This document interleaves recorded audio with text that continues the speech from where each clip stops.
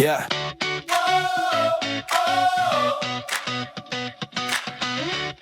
Yeah. Yeah. Yeah. Sinubukan kong buksan ang mga pinto gamit ang kamay ko. Pilit kong hinila ang hinaharap na hindi ko naiintindihan.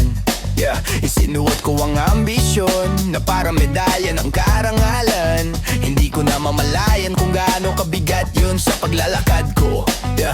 Bawat panalo'y parang marupok, bawat talo'y malakas na sigaw. Kapag lahat ay nakasalali sa pagiging matatago, pero tumama ako sa pader na hindi ko malusutan. Doon ko natutunan kung ano talaga ang tunay na lakas. Itinigil ko ang pagsisikap para lang patunayan. Natagpuan ko ang kapayapaan ng tuluyang sumuko ako. Hindi sa sarili ko, hindi sa lakas ko, hindi ko dinadala tong bigat sa sarili laban ko.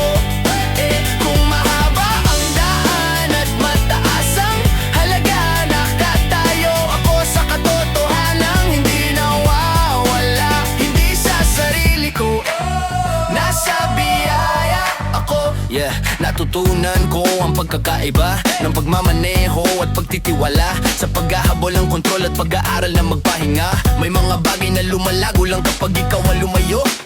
Kapag hinayaan mong gumawa ang Diyos kaysa pilitin ng oras, hindi ko kailangan madaliin ang dapat manatili. Hindi ko kailangan matakot sa mabagal na takbo. Kung tunay ang tawag, hindi yung mawawala. Tatayo yun na matatag kahit ako'y maghintay. Hindi ako umaagapay sa oras mo. Hindi ko iniiwan ang kapayapaan mo. Hindi sa sarili ko, hindi sa lakas ko, hindi ko dinadala tong bigat sa sarili laban ko. Kung mahaba ang daan at mataas ang halaga, nakatayo ako sa katotohanang hindi nawawala. Di sa sarili ko, nasa biyaya ako. Di sa sarili ko, nasa biyaya ako. Kapag nauubos na ang lakas ko, espiritu mo ang gumagalaw sa akin. Hindi ko na kailangan dalhin ang napanalunan mo na. Hindi ang kalooban ko, hindi ang daan ko. Ipinagkakatiwala ko sa'yo ang bukas at ngayon. Hindi sa sarili